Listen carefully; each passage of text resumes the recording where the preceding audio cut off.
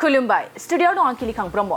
क'क्राझार दख'रा एबसु आरो क'क्राझार गुदि बर' थुनलाइ आफादा गोलोम बोथोरनि बेसेन नाङै फोरोंथाय मावबादा फोजोबनायजों लोब्बा लाखिनानै फरायसा फरायसुलिफोरखौ माखासे फसंथानफोराव दावबायहोदों।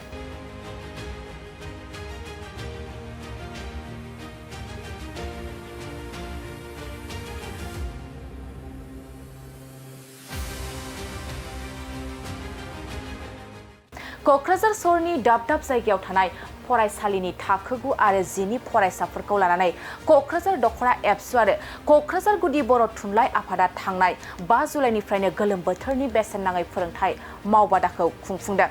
बे बेसेन नाङै फोरोंथाय मावबादाजों लोब्बा लाखिनानै दिनै जोबथा सानाव फरायसा फरायसुलिफोरखौ क'क्राझारनि CIT बड'लेण्ड मुलुगसोलोंसालि आरो BTC नेहाथारिख'नि एसेम्बलि न'ब्लांखौ नायगिदिंहैनानै बै फसंथानफोरखौ माखासे फोरोंगिरि आरो मावख'गिरिफोरजों सावरायलायनाय हाबाफारि लादों। माने नोंथांमोन मिडिया आरो जोंनि जायफोर माने फरायसाफोरखौ लामा दिन्थिगिरि बिथांमोननिसिम आङो बेलासि समनि साबायखर जासिहरग्रोबाय। जायखिजाया नोंथांनि सोंनायनि फिननायाव आंहा बुंनांगौआ बेनो जे जोङो गथ'फोरनि इयुननि थाखाय माने जाय खामानिखौ बिथांमोनहा सोलोंथाइनि गेजेरजों गावबा गावनि न'खर संसारखौ बा गावनि गेजेरजोंनो गावखौ गोख्रों खालामनो हानाय बा समाजखौ गोख्रों खालामनो हानाय बेनि थाखाय सोलोंथाइनि मोनसे गोनांथिखौ जोङो नोजोर बोनानै बिथांमोननो जोंनि फरायसा फरायसुलिफोरनो माने जोङो नैबे बुब्लियाव माने बोसोन होनो थाखाय गुबुन गुबुन थावनिखौ जोङो दिनैहाय बिथांमोनखौ लानानै गिदिंदों।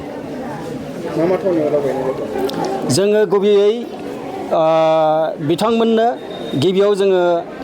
CIT जोंनिनो क'क्राझाराव थानाय CIT आरो बेनि उनावहाय जोङो थांदों जोंनि मेडिकेल कलेज आरो दिनैहाय जोङो जोबथायाव जोंनि नैबे बड'लेण्ड टेरिटरियेल काउन्सिलनि हेड अफिस सेक्रेटारियेट अफिसाव जोङो दिनैहाय जोबथा हाबाफारिखौ मावफैदों। जे बेनो जे जोङो माखासे जोंनि गथ'फोरखौ दावबायहोनायनि गेजेरजों जे जोङो ओरैबादि गियान मोनदों बा जोंनि गथ'फ्रा निस्सय ओरैबादि CIT सोलोंसालियाव थांनानै जेरैबादि गियान मोननांगौ बे गियानखौ जोंनि CIT नि लेक्सारारफ्रा ओरैबादि मोजां बोसोन हरदों जाय बोसोनखौ लायोब्ला बिथांमोनहा गावबा गावनि जिबनखौ मोजाङैनो मोजां दाफुंनो हागोन। आरो मेडिकेल कलेजाव थांनानै मेडिकेल कलेजनि सोमोन्दैहाय जेरैहाय बोरै डक्टर फरायनो हायो बोरै डक्टर एडमिसन मोनो बेनि अनगायैबो जेरै नार्सिं बोरै ट्रेनिं होनांगौ बा पेरामेडिकेल बोरै ट्रेनिं होनांगौ बोरै एडमिसन मोनगोन बेफोरनि सोमोन्दै गुवारै बिथांमोनहा जायनोखि बेवहाय प्रफेसर दङ बिथांमोनहा ओरैबायदि मोजां बुजायहरदों जोंनि गथ'फ्रा आङो सानो बेफोरखौ लानानैनो मोजाङै मोजां दावगालांगोन होननानै आंहा फोथायनाय दङ। बबे फरायसालिनि आरो फरायसाफ्रा गिबियाव बुरजायैनो दंमोन गोबाङैनो दंमोन दा माने गिबियावनो जोंहा जोंनि UN एकाडेमि क'क्राझाराव थानाय UN एकाडेमिनि थाखो 9नि आरो थाखो 10नि 9 आरो 10 थाखोनि फरायसाफोर दङ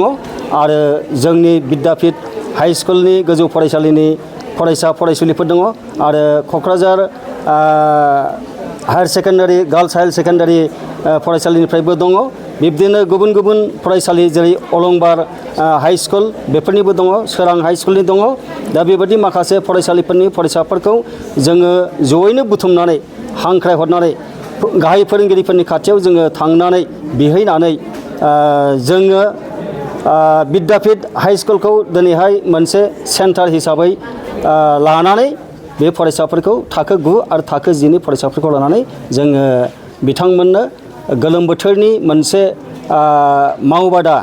सोलोंथाइनि मावबादा खुंनाय जादों आरो बेवहाय जोङो माखासे फोरोंगिरि लादों जेरै साइन्सनि आरो मेथ्सनि बेनिफ्राय इंराजिनि बे ससियेल साइन्स बेफोर मोनथाम साबजेक्टनि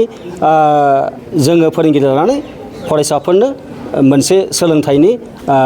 बोसोनखौ जोङो होदों।